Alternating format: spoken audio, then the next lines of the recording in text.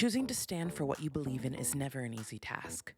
You're vulnerable, sometimes the work is thankless, and it requires you give so much of yourself. But my guest today, Martin Henson, has made the commitment to not only better himself, but his community. He's making an impact by creating a safe space that facilitates conversations geared towards anti-racism, uplifting marginalized communities, and ending white supremacy. You're listening to We Need to Talk. So you got something to say that is on your mind. We need to talk about it. You know, just one conversation can change your life. We need to talk about it. We need to talk. Hey everyone, and welcome to another episode of We Need to Talk. I'm your host, Malynda. Today, my guest is a community organizer and activist. He's a speaker and the executive director of the BMEN organization. Martin Henson, welcome to the show. Thanks for having me. Of course, thank you. Now, you're on the East Coast, correct? I am. So what has the climate been like over there in terms of activism and getting your voice heard with a lot of the things that you're speaking out for? Well, I mean, it's been a really, these past 3 years have been kind of wild. So I imagine it's very different in that period of time than it has been before. But I think it's a lot of shift into kind of more digital spaces of advocacy with the risk coming from COVID. There's a lot more care and concern relative to what you do outside versus what you don't do outside. So like some things such as housing advocacy, like you got to show up places to do the type of demonstrations to keep people from being evicted. It doesn't, parts of it won't always transfer to the digital side. And I think people are trying to be creative and to really consolidate the reflections that they've had from the past few years on what we can continue to do and what we can't. And getting into activism in general is a really huge undertaking. And you're making a commitment when you do that to be a voice, to advocate for other people. So in your years of activism, though, especially in these last couple of years, have you ever felt like there is a form of activism that isn't as effective as others? And what have you found does work in terms of getting results and getting people to hear the messages that you're trying to lay out to the rest of the country? Yeah, there's a lot of different types of activism that you can do relative to the issues that you're dealing with, and I feel like it depends on, to a large degree, what your objectives are. And I would say one of the, I guess this is a rose and a thorn, but the types of activism that have come out of the kind of the post-Ferguson landscape tend to seek to to uplift like an individual or charismatic person, which we were trying to get away from, but it felt like it kind of moved more into that. And you can have pluses with that, right? So you don't have to be necessarily delegitimized by not having a large following or presence relative to the issues that you care about. So a lot of the people who came out of Ferguson were just folks who showed up, who would kind of live near there, want to be involved, had connections, and they became known from what they were able to produce. The flip side of that is that when you have issues that come up that might go viral, incidents in the Black community, it becomes seen as kind of a platform or a pedestal, like, okay, I'm the person, I got the scoop, so you got to run through me. And I've seen that happen a few times with folks. I imagine. We haven't quite figured out what we're going to do about how to do things ethically. We're working through that. So, yeah. It is difficult, especially when it comes to like companies speaking out or, influencers speaking out. It's like, where do you draw the line between it being authentic or being just for clout, Right. It's very, very difficult. It's a fine line because at the same time, you want them to speak out, but you do question what their motives are and what their reasoning. Is it actually because you're for the movement and for this issue, or is it, just because you think you have to? And that's something that's been very hard for me to kind of decipher when I'm seeing this. It's like, is this authentic or is it not, Yeah, and it's a critique of the capitalist system that we are forced to exist under. When you see there was no monetization of your platform in a way that can happen now 30, 40 years ago. Yeah. So now you have kind of the activist influencer, like this hybrid thing that that we're like, okay, well, what's going on? And I think we've kind of leaned away from seeing like what does this actually intangibly give to us as a community that you're Mm-hmm. advocating for. Some things can be salacious and they sound really good as a good time, and you're like, yeah, but does this get us further along the line uh, towards our goals? And I don't see enough questioning towards that because we don't Yes. want to seem like we're not down, but I think there's less of that than there has been in the past. I agree. I agree. I think also one of the things that's difficult is that there are a lot of issues for people to be vocal about, Right. and people often feel like they have to pick and choose as well, Mhm. and like, oh, what am I going to talk about this week, what am I going to talk about this week? But for me, and this has been in my own personal quest of being kind of an activist educator, I feel like people can hold space for more than one marginalized group at a time, and I do think it's very possible. And for me, intersectionality is a huge part of just being a true activist. So for you personally, how have you managed to include intersectionality in your activism but not spread yourself too thin?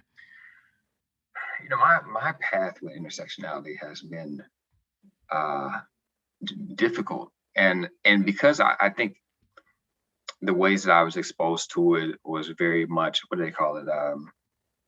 The oppression Olympics, where it's kind of these Yes. assumptions that, Yeah.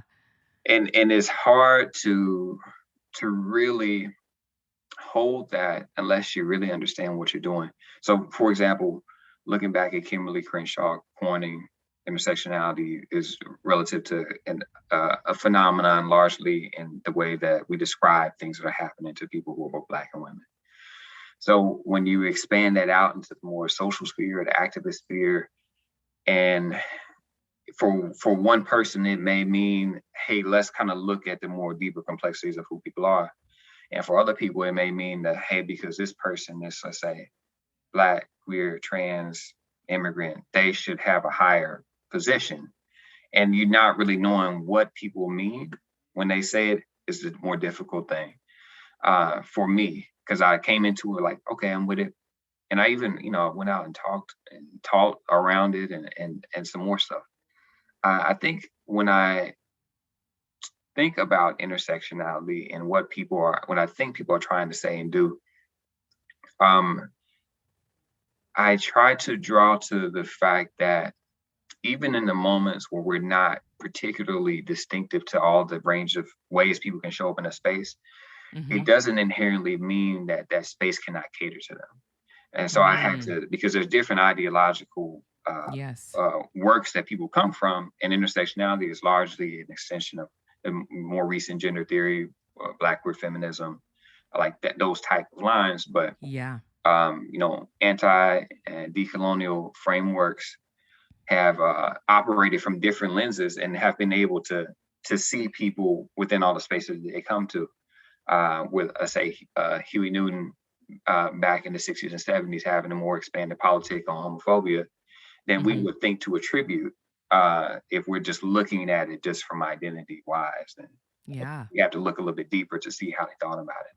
So yeah, Yeah. that's that the work that I early on in the work that I did with BMEN, it definitely was a point that I was really trying to grapple with. Like, so what does this mean if, these framings of Black men being dangerous and violent are juxtaposed with, let's say queer, trans women and Black, the interaction between all of that.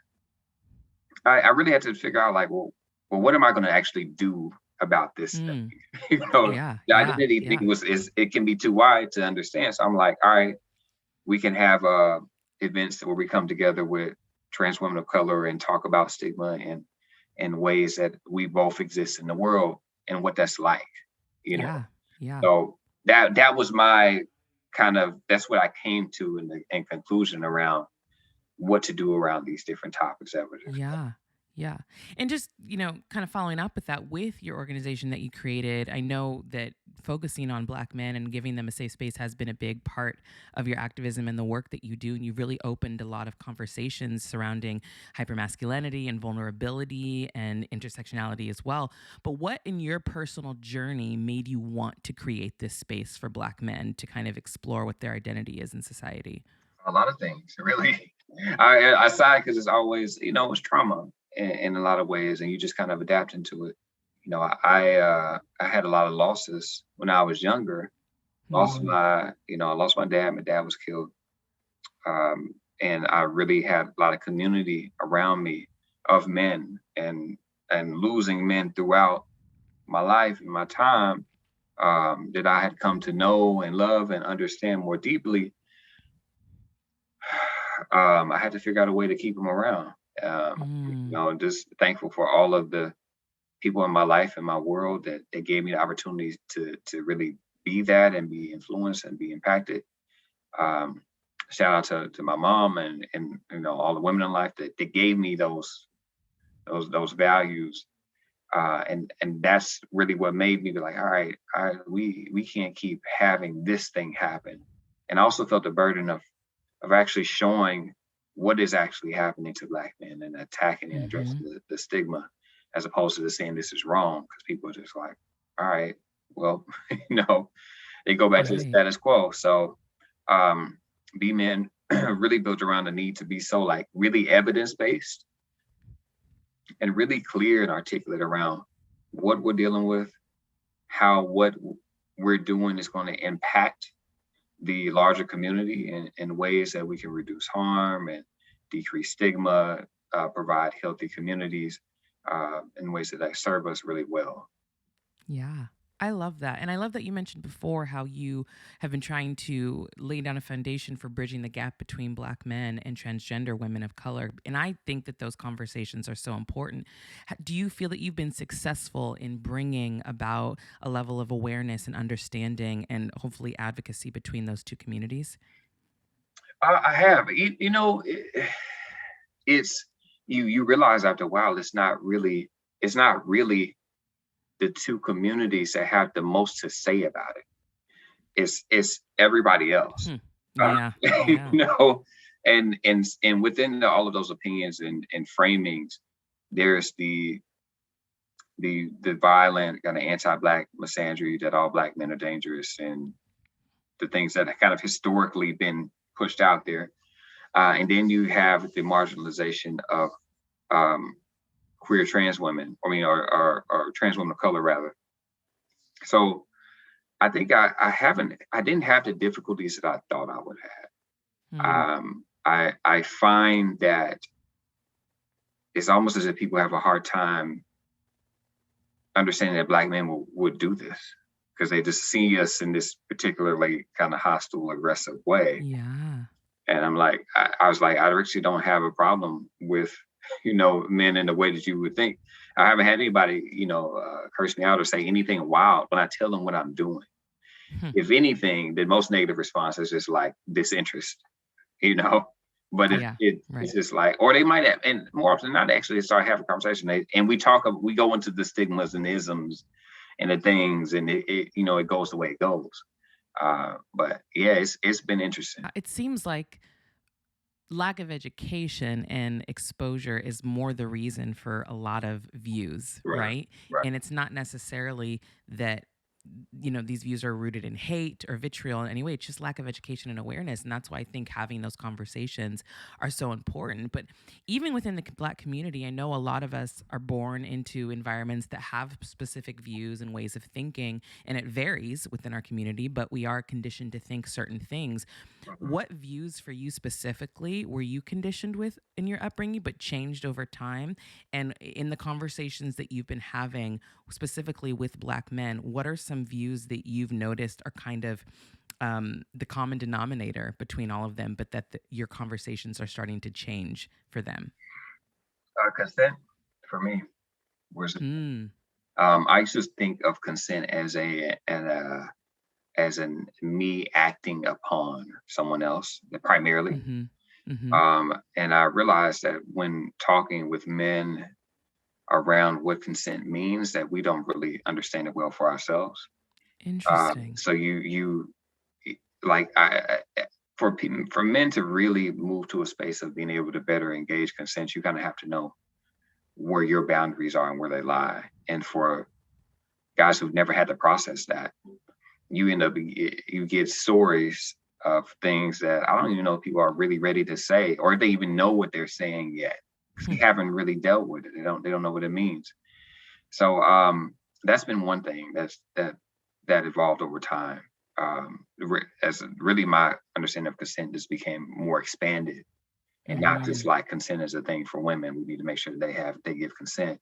It's like none of that. We all need to have consent, and some of these things can be bidirectional as opposed Yeah, to. and that's so interesting you bring that up. That actually wouldn't have even been on the list of things that I would have thought that you would say. But what? So I want to expand on this a little bit because this is really interesting to me. So when you talk about learning more about the definition of consent, what was your process like for that? Was it conversations with more women, conversations with more men? Like, what was it like for you to kind of have that definition and understanding evolve? Yeah, it was a lot of conversations.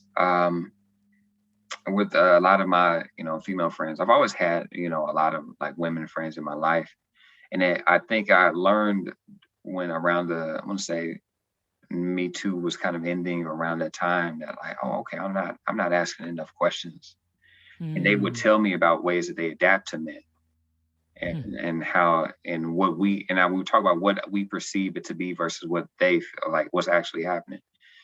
Um, that just kind of really opened the door for not just questions I'm asking them, but what the questions I'm asking myself and of other men. And so being able to build with other men, some who have been in men's groups, um, outside of just Black men, just we're just talking, and what does it mean for you to want to do this thing, and maybe you don't know enough about it. What does it mean for you to share when you're vulnerable around something? What does it mean for you to say you don't know?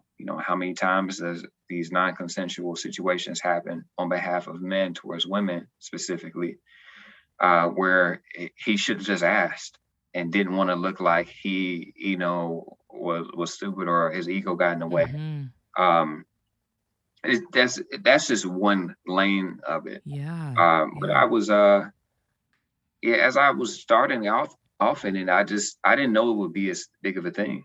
Hmm. And I had to really figure out like, oh, when do I feel like I can't say no? Right. There's Right. one it's one thing to have an experience of something, and there's another thing to have an experience of something and never have it acknowledged. So if men don't even see their consent acknowledged, how do we understand it? And those are the types of things that we get into those spaces with men Hmm. and start digging into. What are your boundaries like? We talked about that last Sunday, last time we had a BMEN meeting, and we just went back and forth around how we deal with boundaries and this beautiful stuff. Yeah, those are such important conversations. And I really do love that you've opened up the floor, a safe space, because there aren't enough safe spaces, I feel, where people feel that they can ask the right questions and not feel like they're stupid or ignorant or anything like that. It's just this is a safe place for you to ask whatever you need to, and we'll get through all of this together. So I love that space that you've opened up. So I want to shift gears a little bit. And when we're talking about, white supremacy and white privilege and racist ideology, how much do you think that has impacted and influenced the issue of homophobia and transphobia within the Black community? Do you think that has played a part? And what kind of conversations are you having surrounding that specifically? White supremacy frames how we think and deal with everything, uh, and because we're still a colonized people, uh, Yeah, yeah. we still not free by way of the 13th Hmm. Amendment. And to even have dialogue in spaces relevant to them, where either they promote or we're in their publications, there's certain types of framings that they tend to lean on and will push to a higher platform. So, for example, when we talk about homophobia and transphobia, anytime that and I'll answer this in a few different ways, but anytime that we Hmm. start moving towards a collective or Black understanding of our position relative to white supremacy, the contradictions that we have in community, they'll push those higher. Hmm. So you hear more of like, well, what are you going to do about the rapists? What are you going to do more about the homophobes? What are you going to do about the transphobes, the xenophobic folks? Those are also parts of white supremacy to push them to the Yeah. position where it feels like it's insurmountable, and we have to discard each other in the same way they discard us. So there's a level of that's always happening that it's hard for Hmm. us to know, who's pandering and who's giving real critique. Um, and So as it relates to homophobia and transphobia in the community, I haven't heard people say this a lot. I think it absolutely happens, and of course, I have to say it doesn't happen to any particular larger degree by way of skin color and race. The conditions that we exist in tend to exacerbate that. Yes. Poverty, low education, Yeah. socioeconomic status. We're more likely to give this racial, cultural origin as opposed to these conditions that we have to exist under. That they exacerbate a lot of things, gender norms being one of them. But when I talk to people around it, I think they have when I talk to Black queer people around it, it's very different from when I talk to white queer people about it. Oh, yes. It's Yes, I so imagine so. fundamentally different. Because I used to, because the narratives that you hear are normally the ones of white people, and you're like, that talks about it in a way that I'm not familiar. But when I talk to people who are actually in community with about it, it makes it, you don't have this idea that we can't get through it, because they've been living through it. So they can tell you what works, what's real and what's not. But I think Black people really struggle with their understanding of it as an issue topic, like LGBTQ, they like as an advocacy point. And I think sometimes we forget that those are real people in there, and it's not just something to like debate. So they be like, all right, well, LGBTQ folks got this bill pushed through, where's Black folks' bill?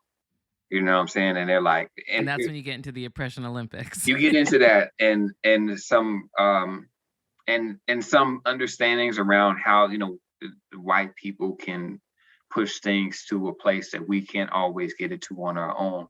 But it doesn't mean that there's necessarily the same types of contradiction for us within community as it is when they're coming in from the outside making these statements. So people struggle with it. They absolutely do. But they don't struggle with it in the ways that we like to promote. And I think that's it's never as you get online and you think that you're gonna have somebody like chase you out of a building throwing rocks at you if you start certain conversations. And it's like it's never that bad, but it is bad. And for different people in community, their experience can be rough day in and day out. But I'm always trying to push people like, hey, actually, you can actually decrease the stigma by being in community openly with trans folks, such as the BMEN Bridging the Gap stuff. Like that's one of those things that just by talking about it and destigmatizing it, you can get people to start thinking on a different level. And I can bring them the conversation and be like, hey, I heard X and Y. And not to mention that a lot of these trans women are already dealing with folks in the community. They're just not doing it out loud. Like, you know what I'm saying? Because of all the reasons. So that's the contradiction I'm like, that I tend to lean on. I'm like, this is already happening. You think it's not happening, but it is. Yeah. In both of these communities, there is obviously a lot of trauma and pain that needs to be healed, right, moving forward. And I hope eventually there is a camaraderie more so between the two communities that allows everybody to find a place of healing. But for you, when it comes to the Black community specifically, what does healing look like?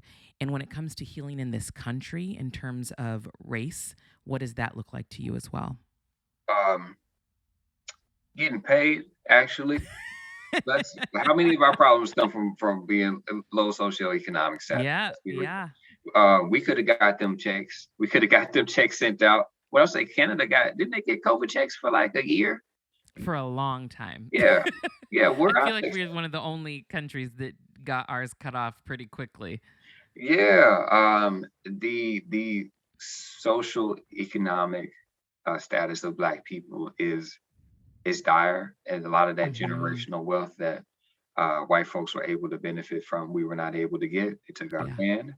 And a lot of times when we advocated for the right to vote, they would kill us. We still on the fringes in some areas in terms of our right to vote and how they gerrymander districts to be able to shift the position of one party in an advantageous way. So that is one thing that I would say. We Hmm. don't talk enough about that. And I think some of these things I tend to lean on data and stats because why create ideological positions where you can just look at a statistical point. You know that Hmm. we are right here on this issue. We have this many people in jail. We have this many people who have to leave in, let's say, relative to Black men. We most of us died from COVID, or Black men had one of the highest numbers of people who died from COVID. Um, we know all of these points, right? And how do we actually benefit folks? So I changed my starting point. It used to be like, oh, we need more social services for Black people, um, but when the social services are determined by the state, Hmm. sometimes the same things can happen. But people before were like, okay, we need more therapists, we need more counselors. You can't talk your way out of being sad for being broke. Like if that's the condition that Black people are having to exist in, we're losing jobs, Yeah. not able to retain them at the same degree as people, our counterparts. There's only so much counseling you can do, and Right. Right. I want a fundamentally different space for Black people where we change the way that we deal with our concerns and process our emotions, whereas the BMEN Foundation's monthly space for Black men is a part of that, where I want to normalize us coming together and talking around about our problems and processing and building with each other and making each other our points of community and sources for that energy. It wasn't too long Yeah. ago that there were laws where we couldn't stand together congregated, or we could Hmm. get arrested. Couldn't have too much money on you, or they'll take it. You couldn't even be educated. You couldn't do nothing. Right? Yeah. Exactly. Yeah.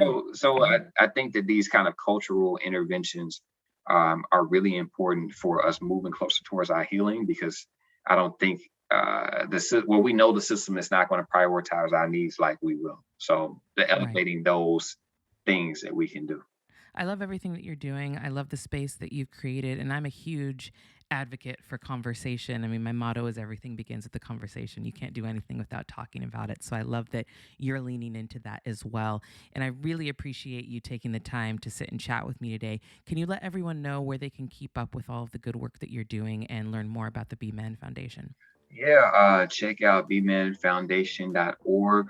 All of um, our socials are at BMEN on Twitter, Facebook, Instagram. You want to check me out, you can look at martinhspeaks.com. You see all the things that I've done. Yeah, I'm just thankful for being a part of this. And to the listeners, thank you for your weekly support of We Need to Talk. Make sure you like, comment, share, review, and most importantly, subscribe. Thank you to Stephen James, our theme song writer and producer. And remember, everything begins with a conversation. We need to talk.